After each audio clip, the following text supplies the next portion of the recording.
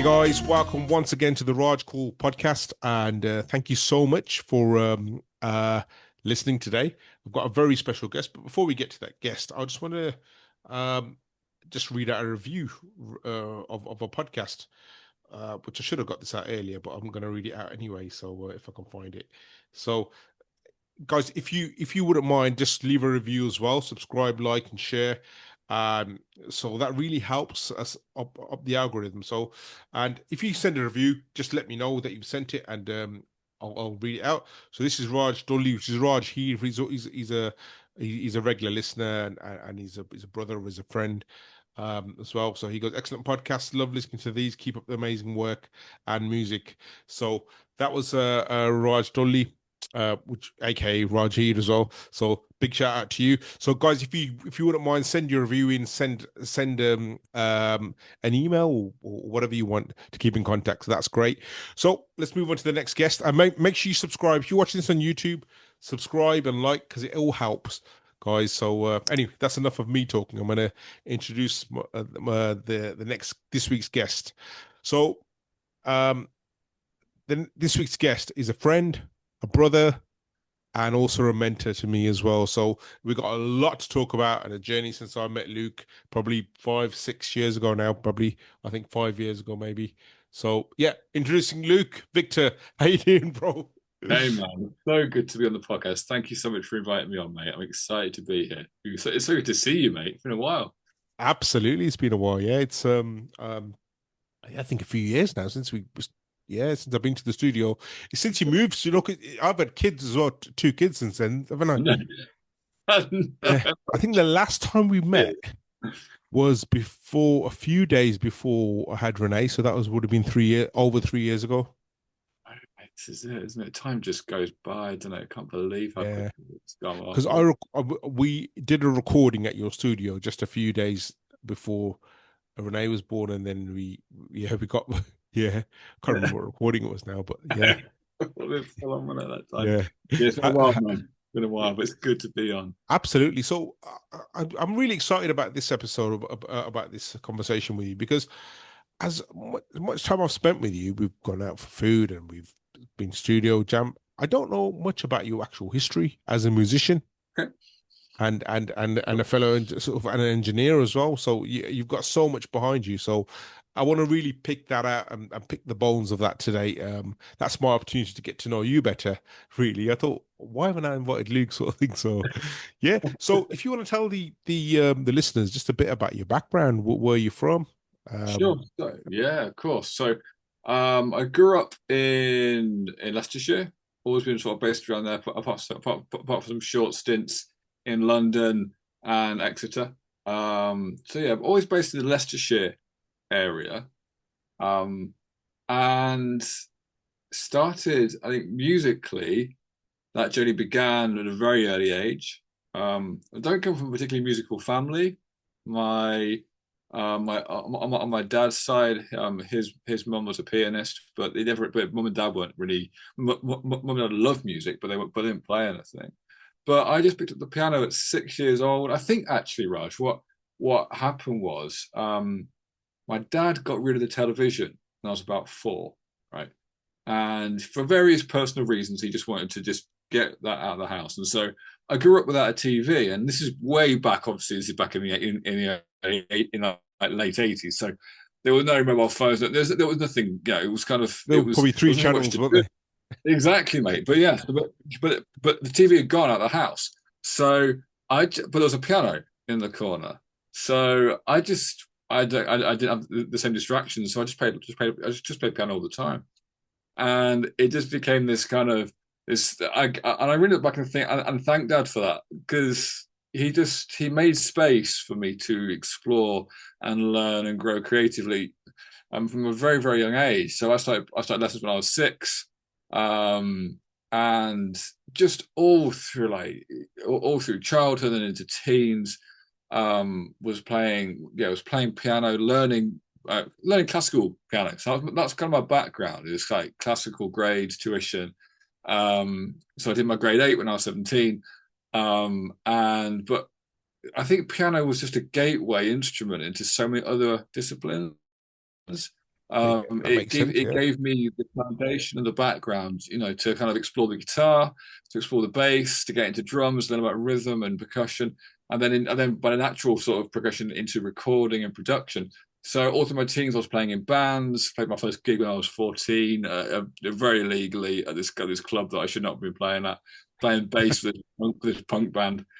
And yeah, I guess well, piano was the kind of the thing that opened the doorway into lots of other areas of interest in music. And music's just always been the this passion, this curiosity, this need to kind of explore and delve deeper into the musical journey. So So there's a lot to pick there, believe it or not. So just a bit about when you were young, when you were 6. So you did you just one day just decide if you can remember, that's going back yeah, a long time. back Yeah, we're now. showing our age now, going back a long time. But I don't know whether you can remember whether did you just walk up to the piano and just start playing, and then how did the lessons progress from there? Did your dad notice or No, so my sister played the piano, and she was, I think, and I remember hearing her play like really early on, and then like I think like jumping on the piano and trying to kind of copy her. You do when you're a kid, and like you know what I mean, and just sort of yeah, and obviously making a massive racket and realizing it wasn't quite as easy as it looked, and I think that from that, I don't. That's my earliest memory really is hearing her play and then thinking, you know what, Mhm. I'd like to emulate that somehow in a very childish kind of way. And then mum, mum knew a piano teacher who was local, who was part of the church that we attended, and she just took me along to her once a week. And you know what, man? I look back at it and I think, as a kid, you don't realize, do you, the sacrifice that parents make? Like week Absolutely. in, week out, mum would off, you know what I mean, for piano lessons with Jane. Half an hour, 40 minutes is all it was every week on a Wednesday. And she'd wait outside, and just giving up all that time after school to go and do that. And you don't realize it as a kid, you just accept, that's what parents do. But looking back, like the sacrifices they made and the decisions they made to, not just the cost involved, but the time as well, right? To kind of to give that over and allow me the space to, and they never, they always encouraged it. And so, yeah, I learned with Jane for, all the way through up to 17, 18. She was a fantastic teacher, fantastic encourager, brilliant pianist. And I'm very grateful to her for her guidance and for her tuition. But yeah, looking back, mum and dad were so supportive. And, So, and did they put? Do you remember whether they put a routine for you at home, or was you self motivated because there was no TV? that's a good question. Oh, yeah, that's a good question. I was pretty self motivated because I didn't have a lot, yeah, I was never bored, Raj. I mean, but I think that yeah, I probably didn't have the distractions of the TV. That probably helped. And so I don't remember having a routine in place. I knew I was quite a diligent kid. Like I was quite a good boy at school, and so I wanted. Oh yeah, I wanted to do my homework, and so you know what I mean. So I think I enjoy playing. So when you enjoy something, it's not really work, is it? You know what I mean? You want to do it, and Mm. I wanted to progress, and I wanted to explore, and so I don't think I don't think I had a routine other than I tried to play every day, and I think that they would encourage me to play a little bit every day, and it's something that I've carried on because I teach piano now as well, and it's something I've always said to my pupils. Like, even if you get 5-10 minutes, it's better than nothing. Actually, consistency is better than doing a huge big chunk in one day and then nothing for 4 days. You're better to do something every day, and I think that was drilled into me early on, and so yeah, I always did that. But I don't think it was a conscious thing, other than I just wanted to. I just enjoying it. You know what I mean? So, but yeah, it was every day. I think it was a routine, as best I could. That's Um, actually quite massive, though, Luke. Already, because as I explained to you, the podcast is about musical excellence, and I think that's one of the main things is consistency. definitely. Yeah, that does. I think that transcends music. That goes on to sort of other arts and other sports and all sorts. Sure. Anything you do, consistency. So I think that's quite important. It is. Yeah. Totally agree. Totally agree.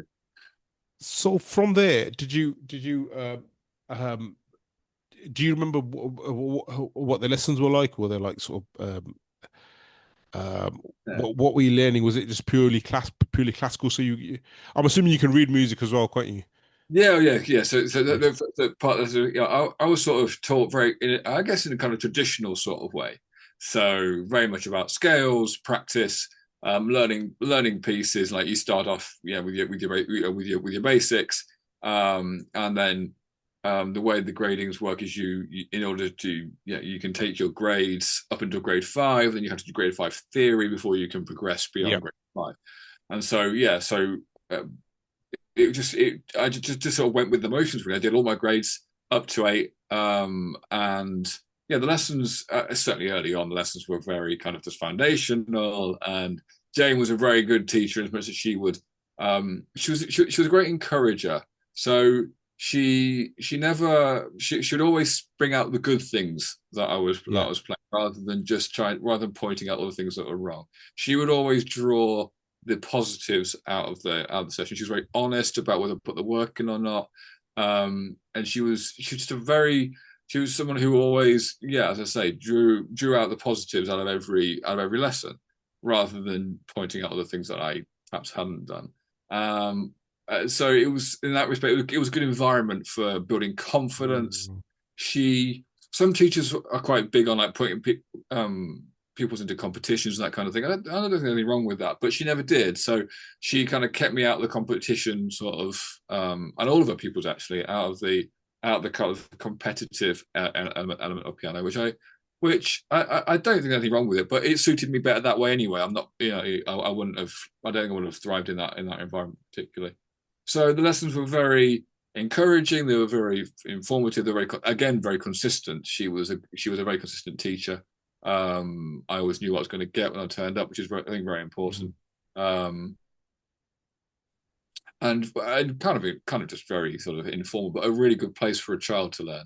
And then as I grew up, and she was very big on drawing out emotion from music, and that was something which, as you get into later grades and as you develop as a musician, that was something which I think is really, really crucial. And she was very good at helping me to understand how to tell a story through music, and how to shape a narrative through music, how to leave gaps between notes to tell, to imply something, Absolutely, yeah. You know what I mean? She was very good at kind of exploring the emotional and the personality of music and what the composer was trying to say. So I'm very grateful for that as well. It's something which I'm thankful for. She gave me a really good foundational. It's really interesting because I don't think I've caught up with you since then. So, only up until recently, I was taking piano lessons as well. Okay. With piano teacher just around the corner, and Shirley, her name was, and she reminds me, and she teaches children, right? But she's perfect for me because she's like, "Don't worry, sweetie, don't worry if you make a mistake." And I'm a grown adult, and she's teaching me like that, but I love it. You need it, man. I absolutely love it because she's like, don't worry, you can do it. Don't worry about it. And it's like, but I actually go back home like as if I'm back at school and do homework, and because you get really, so you really get into it. So it reminds me of that. Yeah. Oh, and it's got to be, it's meant to be enjoyable, isn't it? Right? Exactly. Music, something which is a joy and a gift and a blessing and a privilege. It's not meant to be something heavy and hard. And I think if you've got a teacher who is willing to cultivate that environment, which nourishes that joy in music and that excitement and the sheer pleasure of playing, that's got to be a good thing. So I think you got the right teacher there, mate. Yeah, and also the teacher, because she knew I was a Christian as well, so she says, "Oh, I can do gospel songs." So we started learning "Amazing Grace." Nice. In key of G, and so that was really interesting. But when I'm making comparison, there was another teacher. Me and Ruby met. This is before we met you. We used to we bought a piano on a whim once, and we had this other teacher where he was brilliant. Don't get me wrong. He wrote his own books. But he was like an Italian classical pianist, and he was so good. But he was so strict in the way he taught. This finger has to be down before you lift that finger up, and this finger. Sure. Yeah, and whereas Shirley, who taught, she goes, "No, you're fine," because I play Indian harmonium. She goes, "No, you're fine, just do it." And it was a very different approach. Yeah, sure. I mean, I guess there's got to be a balance with these things, because there are certain technicalities and things which are really important to get right, and which can hinder you later on if you don't get them. So and I think there needs to be a level of professionalism and a level yeah, of practice and expertise that comes with it. But I think if that comes at the detriment of enjoying what you're doing, and if that comes at the at the cost of the sheer joy of like playing music, I question whether whether there's a Yeah, don't get me wrong. He was great, and he had a lot of students. He was a lovely guy, but his teaching just didn't quite suit me. I think Ruby was better than me. She suited Ruby better, but because I played a keyboard instrument or sure. instrument keys with the Indian harmonium. I played that, and it was very hard to snap out of that Right. and do what he was saying. Right, I see. Yeah, sure, sure, Yeah, sure. because he was like, "No, you can't lift this finger up." Well, Shirley didn't have that issue. She was going, "You're playing it fine."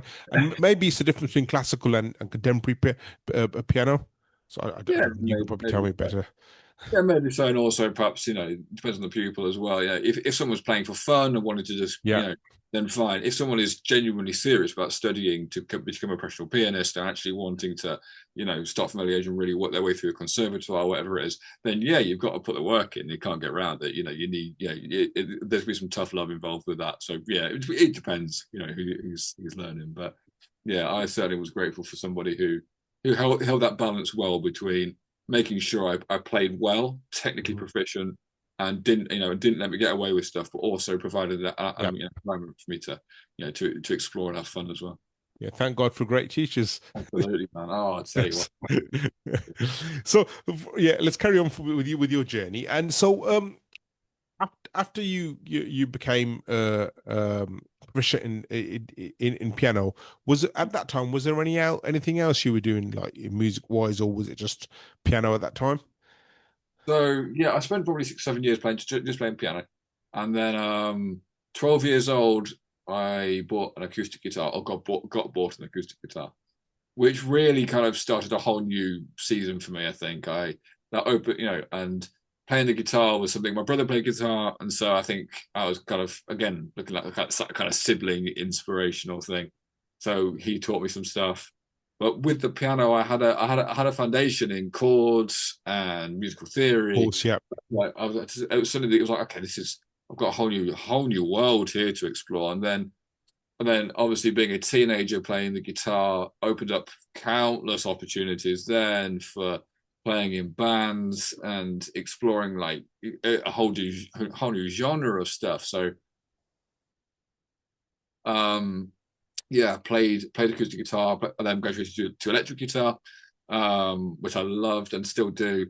And yeah, just played that incessantly, played that in lots of bands, did some bass playing. And then I think I was playing in a band, and the drummer left his drum kit at my house for about 6 months because he just didn't have anything to do for it. And so I was like, well, let's learn drums because whilst it's here, why not? And mate, man, I almost love drums more than piano, almost, not quite as Really? much. The drums is just so satisfying. Now, I was never taught drums, so I would not say I'm a drummer. I've got friends who are drummers, and they are drummers. Do you know what I mean? Yeah. Like I can play drums, but they are drummers. There is a difference. So I'm a self-taught drummer, but mate, I do enjoy the drums. So yeah, I think that the teenager period, I was still playing the piano, still doing a lot of stuff with that, still my classical stuff.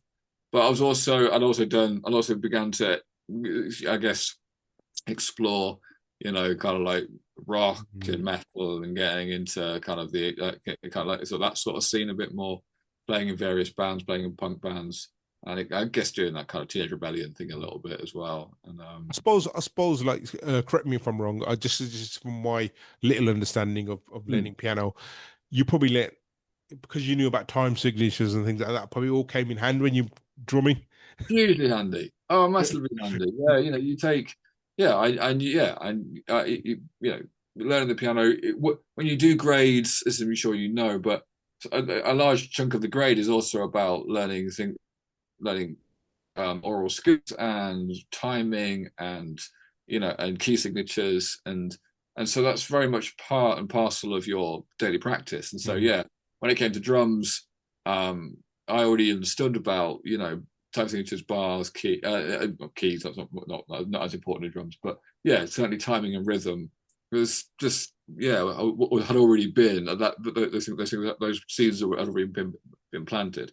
Now there's a whole I had a whole depth of stuff still to learn and still do, but I had a basic grounding in those things, which again just allowed for those for me to go and experiment and explore.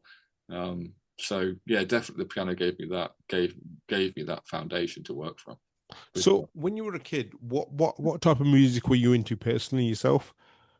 I mean, I can't. I think like before the ages of 10 and 11, I couldn't tell you. I was probably just doing what I was listening to, just Top playing. of the pops.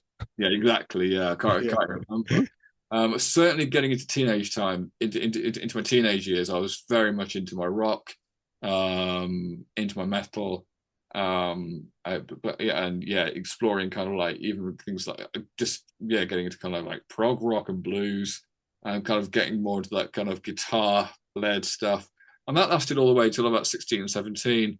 And then dance music started to make a bit of an infiltration. That was a whole different thing. So I started to, someone gave me an album by a group called Left Field, and it just changed everything. And then I heard Moby play, and and then suddenly it was like there's a whole new world over here as well that I can explore. Electronic music. Like, okay, Yeah. what does that look like? And so yeah, that kind of segued into that. And so yeah, it was a bit of a certainly later teens became more sort of like it was kind of like it was like the era of like the chill out times. Do you remember like Yep. more Chiba and Groove Armada, all those Chicane? It was all that sort of era, and I remember getting big into that stuff. And so So yeah, did that open a gateway to production, especially with the electronic side, or was you still doing that on a synthesizer or something? that's a good question. Yeah, I think production stuff came later. I did have a keyboard. I remember I had a friend who I worked with a lot who's gone on to do some big stuff actually. He at the time me and him would spend hours just trying to write really rubbishy dance songs and yeah, and these kind of like on these old keyboards and we did that for a long time. So that was kind of very early stage production. Dad bought me a 4-track, which was yeah. So that again, that just again was as a sonic tool was so much fun to kind of so I could layer tracks together and suddenly kind of build an actual song out of this. Um, and so yeah, I think production started sort of like 15, 16, but it was rubbish, Raj, and it was just kind of like just me just mucking around with keyboards and putting stuff together in like in old samplers and yeah, it was fun, but I'm glad I think I was using mini disc as well at the time, so like just all kinds of stuff. But I think you just experiment, don't you? Yeah. When you're doing this kind of thing, you just have fun with it, and you're not really trying to be anything. You're just enjoying the process, and that was kind of what it was. It was like, well, it's Sunday afternoon, and what am I going to do? I'm just going to go and see what this, what sort of sounds I can make, and that was most of my weekends. So, It's yeah. pretty amazing that your parents supported you that Mm. much. They brought you everything, didn't they? They did. They were so supportive. Like I didn't. They because they weren't musicians. They never saw it as a career path for me. So their view for me was always, um, it's you need something else, and music can be a bit of a side hustle. So they always but they always really got behind it. Like they sorted out, like I say, a 4-track for me. Dad bought me a keyboard for my 16th birthday, which was really, really, again was really kind of it was really influential at the time. They didn't mind me playing in bands. They took me to band practices. They let me grow. They kept paying for piano lessons and sorting all that out for me. And so they were really behind a lot of it. And Wow. yeah, they always insisted that I tempered it with appropriate academic study and to make sure that I So it was was balanced. get the balance right, Yeah. exactly. But they never discouraged. I don't think they're very keen on some of my like Metal stuff and metal stuff. No, I can't they imagine you listen encourage to that. metal. I can't imagine you listen to metal, but Oh mate, I was big into it, man. it really. At one point, yeah, oh yeah, proper. Yeah, I was fully into it. I was a big metalhead. Interestingly, I was listening to some metal just a few months back. There's a really big band. Sorry, it's Diverge. There's a band, I don't know whether you heard of them, called Bloodywood. No, I've So heard of those guys. Bloodywood are a Bollywood metal band. hence the name Bloodywood. My God. Yeah, and they're Okay. really, really popular. Really? They're good. Are So they yeah, good? you're gonna Google them after this, aren't you? Okay, But that was exactly yeah, and fuzzy they're man. really good. They're actually really good. Like they've got singing English. They sing a bit of Hindi as well, and but it's all metal. I've got to check that. I'm definitely checking Yeah, that. yeah, it's called Bloodywood. Okay. Go back my heads up. I should go and Yeah. I would Big relive shout it. out to Bloodywood if you're listening, guys. I very much doubt it, but you I'll know. check those out, man. Yeah, so yeah, yeah, I can't imagine you listening to that. So okay, so you had your 4 track and you started doing production at home. But tell me a bit about the band scene. How did you get into the Mm. band scene?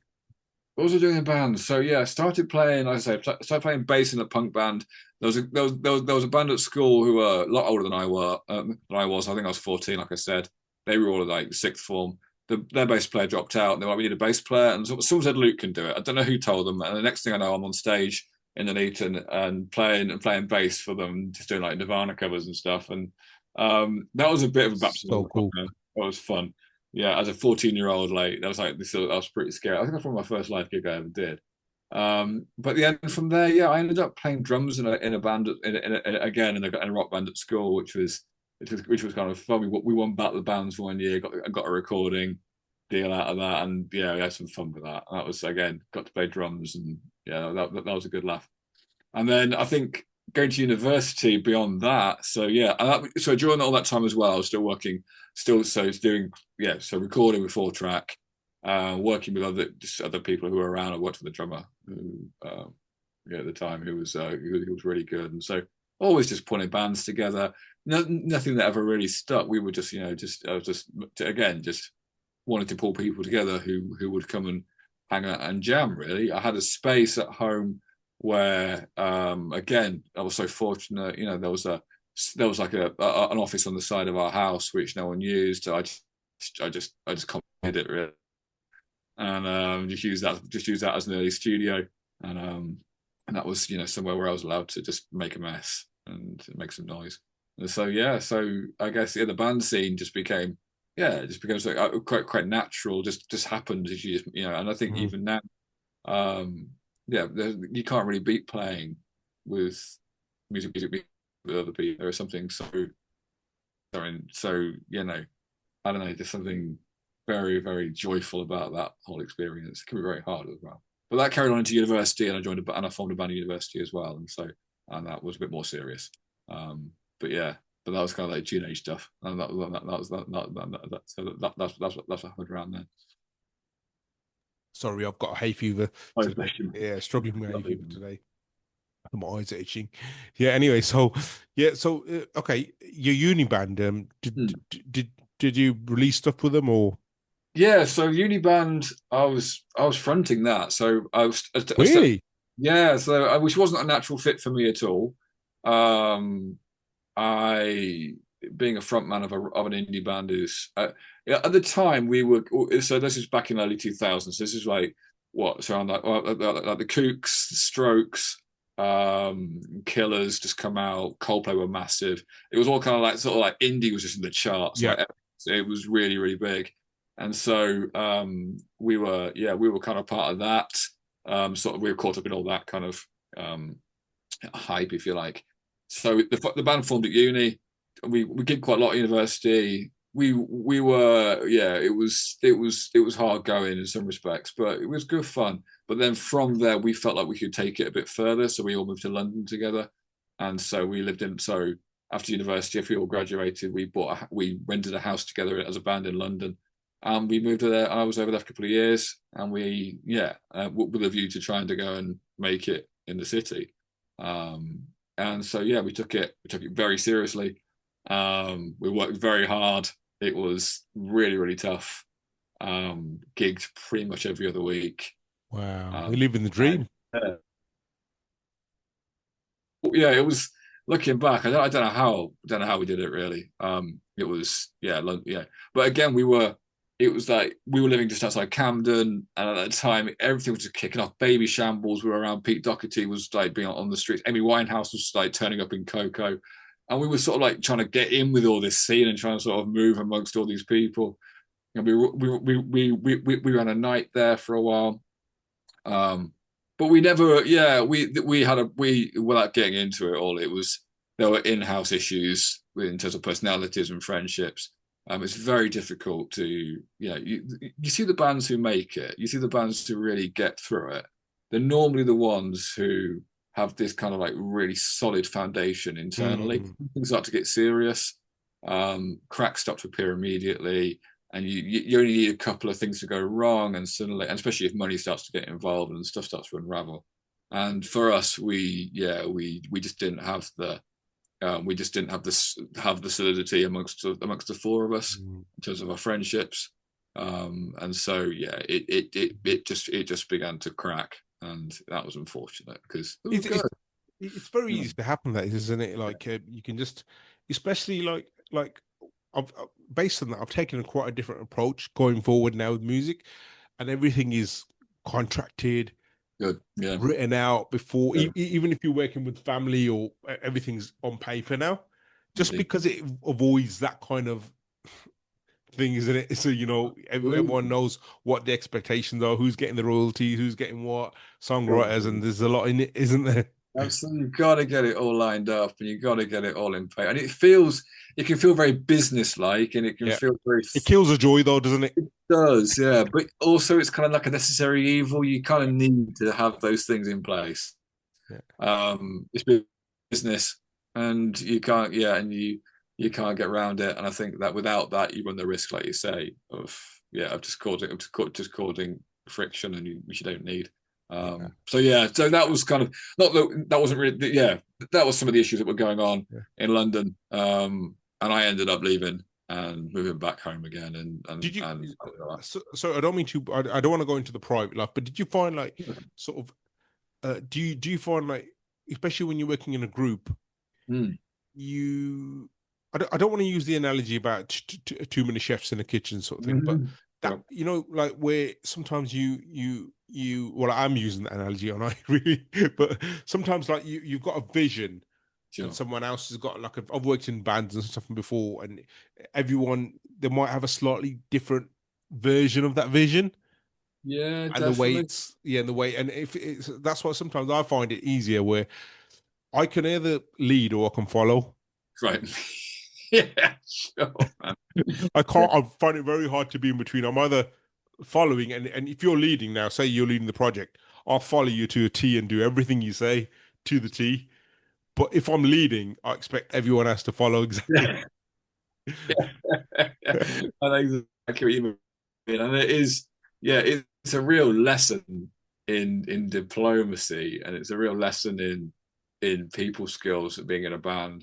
I think that's one of the reasons it's so good for you, but it is really challenging, Yeah. especially when like creativity, and it's when you bring something to the table which you've crafted, which you've made, which is part of you, and it's something very personal, and you bring it to three or four other people, say this is what I've written, guys, and they hate it, and they're not going to let, or they're just not as much into it as you are, or they want to change it and shift it.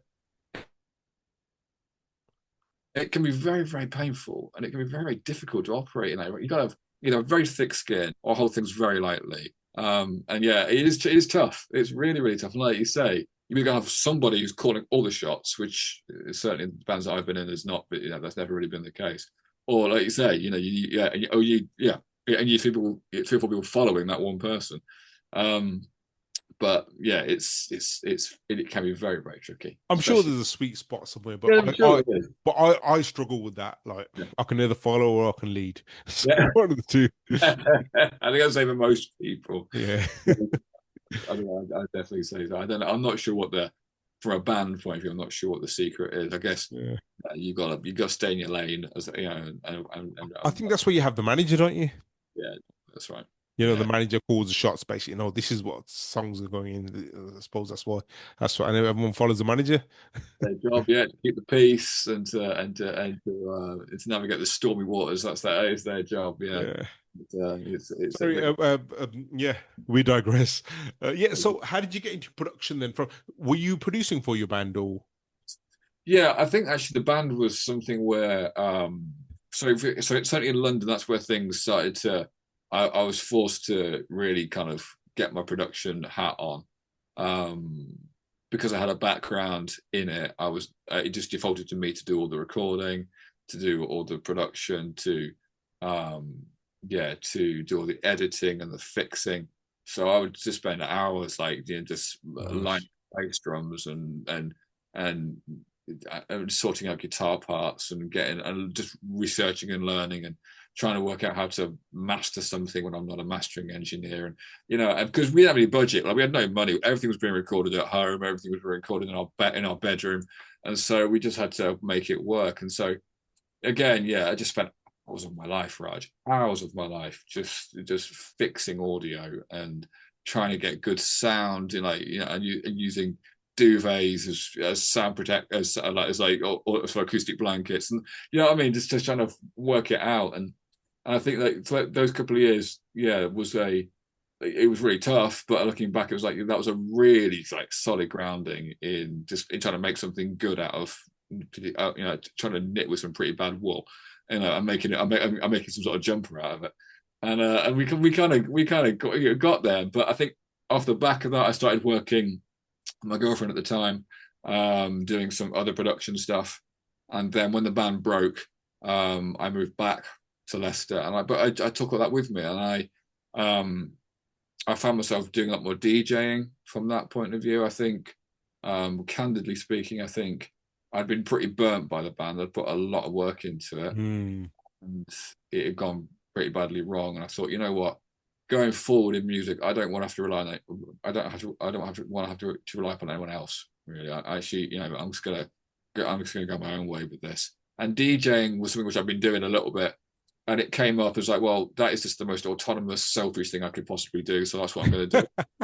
And I wasn't walking with God at this point, so I was like, this is what I'm going to go for. No one can mess me around with this. This is just me and no one else. And so I did that for a while, and production kind of linked in with that. I started making dance records. I got some tracks signed to a label, and then started to pursue DJing. Put my guitar down for a while, and I think I needed to do that for a bit, and then I got into that side of things. So that was a whole journey in itself, right? Wow. So what I'm learning from you already, Luke, is that I think you're in terms of production and sound, why you're so good at it is because you were pushed into the deep end with the band. Yeah, basically, well, for those few years, and I can see that now. That's why your engineering is so good. Your mixing and mastering, all sorts, is brilliant. I'm still learning a lot, mate. It's endless depths, and and some people are I've got such a knowledge, and I'm still very much learning. I guess that's part of it. You have to you never stop with these things. No, certainly that time and that my early 20s and that time was very formative in terms of learning more about that craft, and I think you can understand how music works, and you can understand its fundamentals, but then you start to actually work out just the subtleties, and you kind of push through into the next stage of tone and timbre, and then getting into just like a less is more idea, and then the subtleties and the shifts, and how to navigate these things. That just takes years, and you can't rush that. And I'm still learning a lot about that, But it's certainly those early 20s when I was working with the band and producing and recording for them, that taught me a lot about. They gave me a really good grounding, just because it had to. I had to learn quick. Yeah. We had everything on the line, and so we had to do it. It reminds me of the guest just before you. This guy called Jason Bavanandan, and he and advise you. His podcast is out next Tuesday, but definitely listen to him because he's worked with Calvin Harris and Diana Ross and really, really big artists. But he was exactly the same. He was pushed into. He was part of a band, and he had to do the production because no one else was doing it. And he started producing for these big labels, but on GarageBand. Interesting. So I had to go for it. Wow. Okay. Yeah, and his first single recorded was on a mic on his Mac. So Fantastic. it wasn't even a proper mic or anything. But he just did it, and he sent them that as a dummy. They go no, and then he goes, I want to record it properly. He goes, no, that one's perfect. You want that Right. one? So That's talent right there. But I mean, you got to use what you got, right? And you got to, and yeah, sometimes having the restrictions brings out that in you. So I've got to make it absolutely, work. yeah, You've got to dig deep to find out how this works. yeah.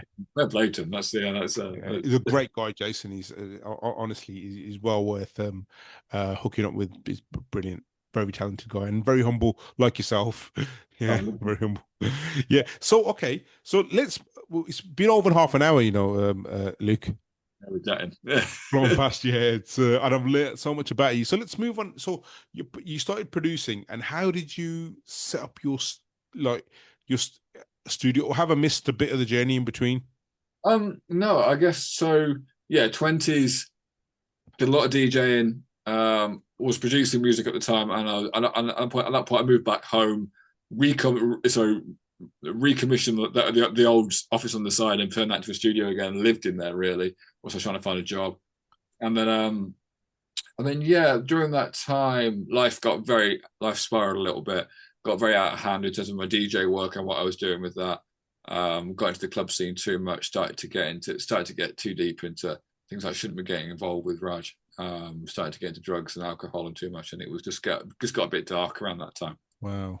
That was a time when I think a lot of it was fallout and disappointment of what had happened in London, and I just started just went off the rails really, and then got to 25, 26, and things started to not be so great. During that time, I became a Christian. That was when I gave my life back to Jesus, and that was something which would have been a journey which I walked away from when I was in my teens. But at 25, I was like, no, you know what, I can't do this anymore. None of this. And so I gave my life, and then that turned everything around, like literally, like everything. Wow. You know, all the stuff that had been going on, like a lot of the hurt, a lot of the struggle, a lot of the battle, that just took care of all that. And so life settled down. I stopped DJing. I felt the Lord say to leave that, part of that, sold my decks, cancelled my gigs. You got And cold turkey. yeah, exactly. I needed to get out of it. It wasn't a healthy environment for me to be in. And I kind of came back to what I've been doing before. So for me, it was very much about I got back in. I formed a band back again, and so that was a very healing process. That was much more so. Was it a Bandmates in Christian band, church, or was it a Christian Christian band? band, yeah, Christian band that was, and we were doing a lot of worship stuff. And that was great for me. We put an EP out. That was great fun. That was kind of getting back to my recording and production roots.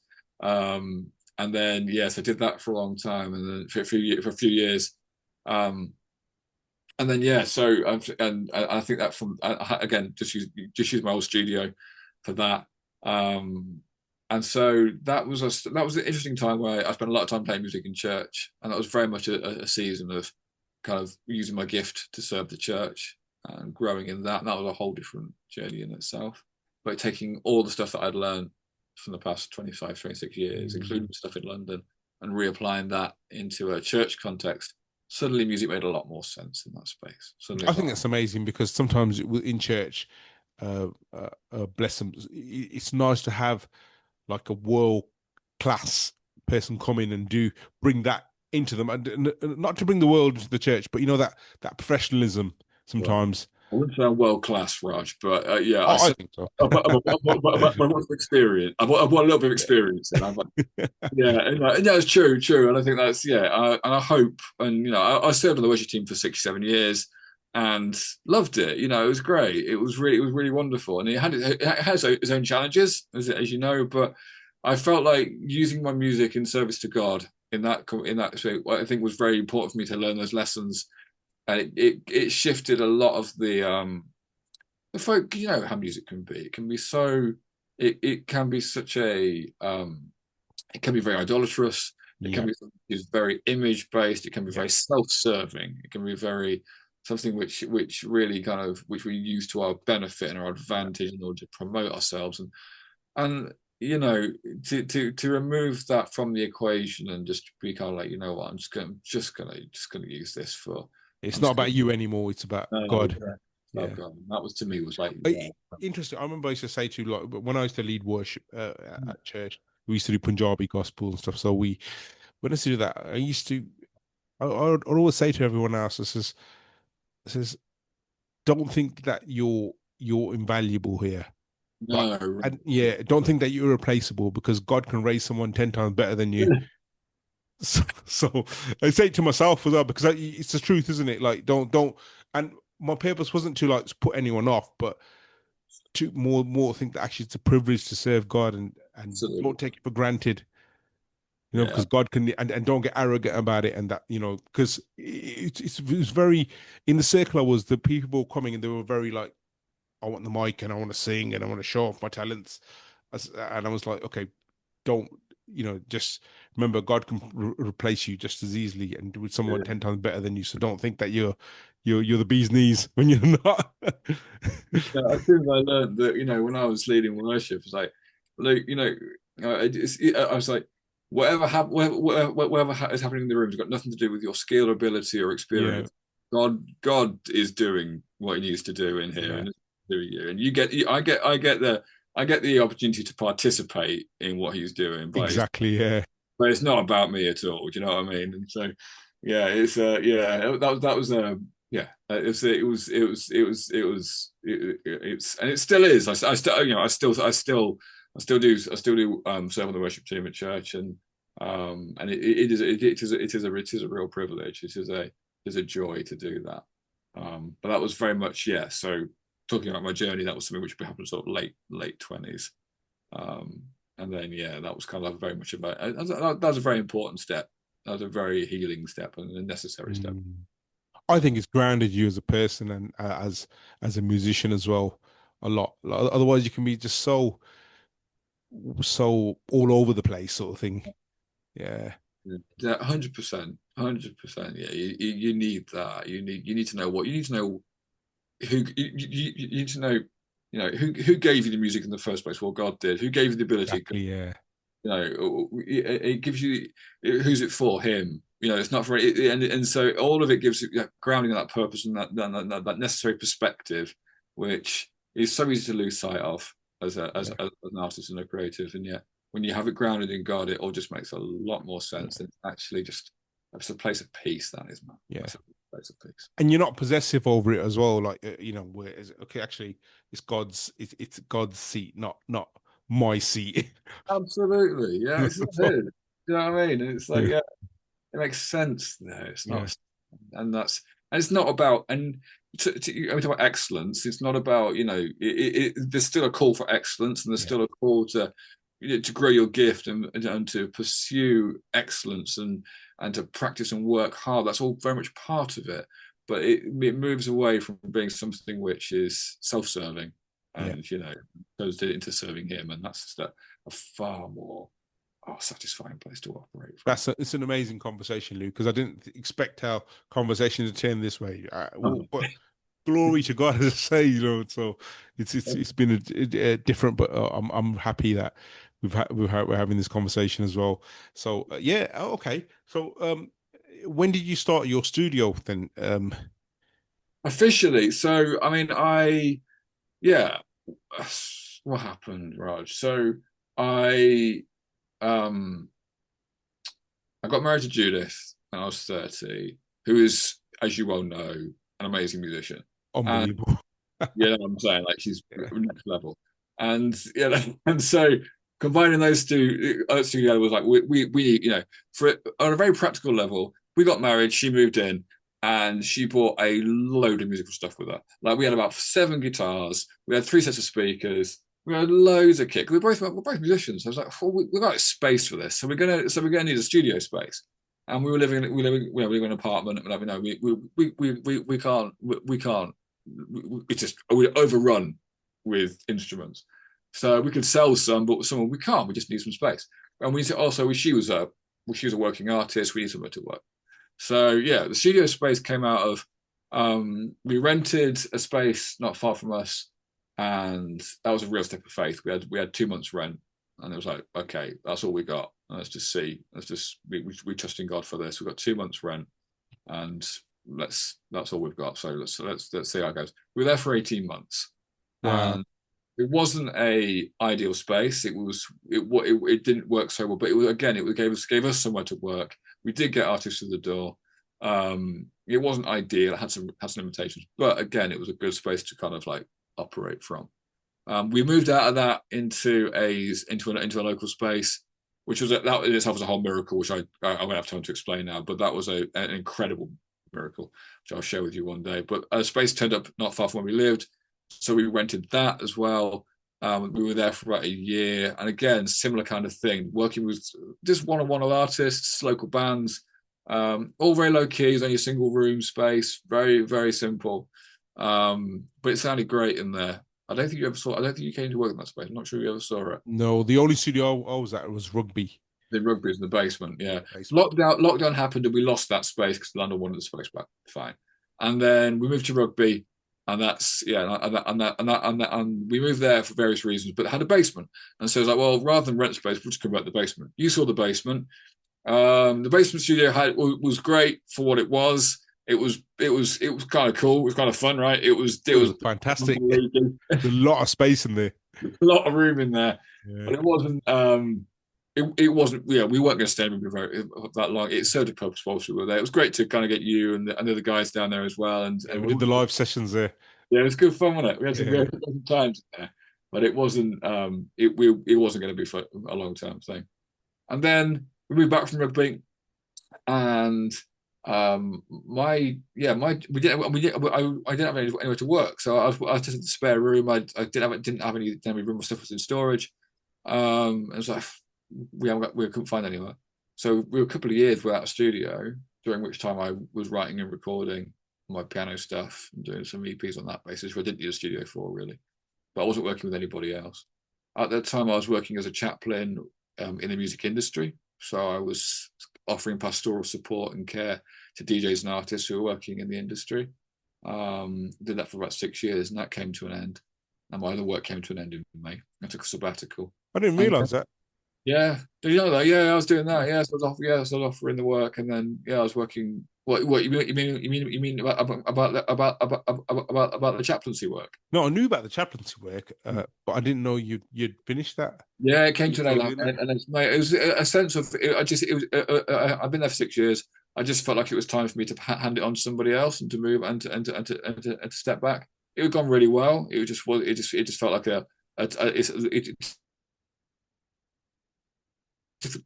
felt for me like the season had come to an end. My other work finished as well, and so I had a sabbatical for 6 months. And at the end of that, this place just came up. Now this turned up 5 minutes down the road from my house, and that's where I'm sat now. So this is the. So did you walk from your house to the studio? Did you? Yeah, can do. Yeah, it's a 5-minute walk. Yeah, man. I know, this is what I mean, and this is a great space. Like this is Manaki, the studio. And we've been operating here. I took it out in November, renovated it. This was an old bike shed for a while. This was just full of motorbike stuff. Wow. Converted that, put in some new stuff, and then and then we've been here operating. Myself and Judith have been operating since about February, and then getting various bands in, artists. We're doing some film work in here as well, and so this feels very much like a culmination of all these last 40 years worth of music, mate, and it's come and so isn't it? It's kind of fun to trace this journey back. Actually, thanks for asking me this. It's kind of fun to kind of trace it back and then see, and here we are at this stage. So it's good fun. Amazing. Yeah. Before we finish, just want to see, just let everyone know just how we got in touch as well. How I got to know Luke. So, basically, it was our wives who worked together, wasn't it? Or yeah. So Ruby knew Judith through NHS work, right? And she'd mentioned to, I think Judith said to her about the studio, or she mentioned. I don't know how it was, but I remember because I was just getting myself into production at that point. That's right. It was 2019, just before lockdown, and I was started producing and started doing this track called Zord, which you had a big hand in afterwards. Yeah, so it was but then Ruby goes, "Oh, I've got a friend in the NHS whose husband's the mixing engineer. You want to try him?" I was, "Let's try," and and that's how it started. Oh man, that was fun, and that that whole lot because you said that came out during lockdown, and thinking back on that, that was a really blessed project. It was great to work with you, mate, and I really enjoyed working with you and your vision for what you had and how you carried that forward as Yeah. well. You know, What I lost, the interesting, I lost a bit of that vision in between, Luke, believe it or okay. not. Because what happened was, so just candidly talking candidly, is basically was I got into this whole production thing, and then like I started using other producers, and now I'm gone full circle, and I think no, I'm gonna start producing myself. My nephew, I'm working with my nephew, but I'm gone back. Whereas if I'd carried on, Yeah, I sort of yeah. stopped and started using other producers and stuff, That and kind of happens, though, doesn't it? Sometimes you sort of, you have to go take the journey to come sort of back around again. So, yeah. but yeah, it's no, your that Zor work you were really pushing boundaries and sort of going somewhere different with it. It was great stuff. I felt really privileged to work on Yeah, it that. was sort of like electronic, but very poppy and a bit cheesy. But but I remember I really struggled with the beat section of it, which you helped a lot with the beat section with it. I remember you totally revamped that beat section and then you helped mixing and even the mix because it was all lockdown, wasn't it? The mixing process. Yeah, sure. Remember, I must have done your head in Oh, with no, that. it kept me sane, actually, man. Honestly, I just because yeah, we were in lockdown, so I just sat. At my dining room table, I might have my headphones, just like right, I'm just gonna just plug into Zor and turn the TV off, and yeah, you know what I mean. It was great. It was a real blessing actually to get to work on that for lockdown because I actually had time as well. I was off work. I had time to Yeah. actually focus on it, and so no, it was good fun to do that. I was I great. will say to Ruby's like this is I'm going to be say something very antisocial here and very probably and I don't mean this in about it. I actually love lockdown, Luke. I know what you mean, man. I actually love lockdown. It's one of like just Like I think yeah, God, so looking back on it, I think yeah, I fully appreciate it was a terrible time for a lot of people, and it yeah really yeah. I don't want to belittle that by saying, but mm, for me it was brilliant. It just had so much time doing exercise, getting fit, doing music, I know. playing video games. It's just an amazing I time. look back at it with a sense. I'm very grateful that we were able to, yeah, because like you say, to pursue those creative things and to have the space to do those things. I would never wish it ever again. But it was, yeah, at the same time, like, yeah, I think we were fortunate and in a way that a lot of people weren't, and yeah, and so yeah, I do know exactly what you mean. I do know exactly what you mean. I think I'm probably just a recluse, really. That's why. the Just introverts amongst us, it was a gift, wasn't it? It you believe really it or not, I'm a sort of that's exactly what I'm. is. Extrovert, yeah. And people are surprised when I tell them that, but I just love my own space and just love not talking to people. You got on a podcast. Do Yeah, you I know know, what? I know. No, I don't mean this. Like, but Yeah, you just like what happens is your energy goes like this, and then you just slowly yeah. get back, That's what it is, isn't it? Yeah, and you need that recharge. I need a lot of recharge. I'm the same, mate. I'm exactly the same. Yeah, but yeah, people drain me, and yeah, and Mm. so yeah, and yeah, and you say I just See, yeah, I'm the not same. selling my podcast here, innit? So Oh, I'm cool. not Well, doing a good job here, Luke. the introverted podcast. Yeah. Two men draining each other through a Yeah. conversation. But Sorry, I'm just gonna sneeze. yeah, it's rough it out with the hay fever. Oh yeah, I've got a really bad hay fever, guys. So sorry, I've been struggling all day. All right, Luke. So what's the future for it? Because you've got you're releasing music as well. And if you guys if you haven't heard Luke's music, Luke, where can we find your music? Because I know So you used to. I know you released a piano album recently, didn't you? yeah, so I put out about two piano EPs in the last couple of years. They're on Spotify, on Apple Music, on Bandcamp for the more adventurous. And that's under my artist name, which is Luke Victor. So you can so there's two EPs on there. I'm currently working on a third EP. So I recently did a 140-kilometer walk around Ibiza in May, and that was an adventure which has inspired a new musical project. So I am. Is it a dance album? It's not actually, no. It's not. I don't know. It's going to be kind of. It's going to be more. Well, there will be some of that in it, but not. It'll be not quite what you think. But yeah. So but that kind of electronic edge will be in there.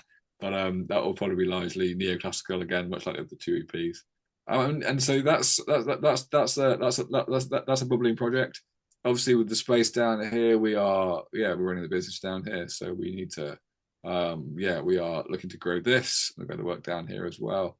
Looking to support other artists, do some live streaming with people, looking to build community around this space. So we've got lots to go at, but yeah, certainly from a musical heritage. So how Yeah. can anyone contact you on Yeah, so I'm on Instagram under Luke Victor Music. That's I'm there quite a lot. Manaki, the studio space is Monaki. That's Manaki_studio. That's also manakistudio.com. You'll find links there to my music as well. So yeah, Instagram or yeah. and where are you based now? Is it Leicestershire? Still based in Leicestershire, yes, right in the middle of Leicestershire, not far from Nuneaton. So yeah, we are out in the countryside. It's a peaceful kind of countryside location. It's nice to work here. Good. Fantastic. And what's the future hold for you? Future holds. That's a great question. I guess no one knows exactly what the future holds, but I would like to think that that the musical journey will continue by the grace of God, and I'm grateful to be able to to have had such a rich and abundant life experience in music so far. And I'm looking forward to continuing that journey to see where we go. I think it's taken so many twists and turns, and I'm so